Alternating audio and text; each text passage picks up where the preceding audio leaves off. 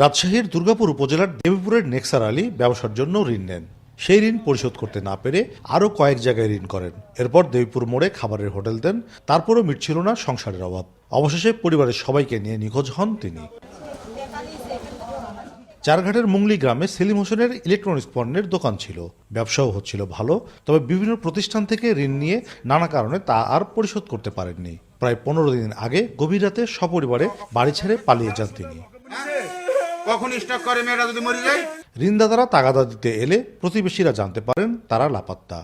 আমরা জানি লোকজনের থেকে টাকা পয়সা লিয়ে সুদের খুব টাকা লিয়ে টাকা দিতে পারে না। কয়েকদিন টাকা দিছে, কয়েকদিন দিয়ে তারপরে টাকা দিতে পারলো না, তারপরে ওরা রাত্রে পলা গেছে। স্থানীয় লোকজন বলছেন, দিন দিন গ্রামে গ্রামে এ ধরনের ঋণগ্রস্ত মানুষের সংখ্যা বাড়ছে। রাজশাহীর প্রায় প্রতিটি গ্রামে ঋণ নিয়ে বিপাকে পড়া মানুষ পাওয়া যাবে।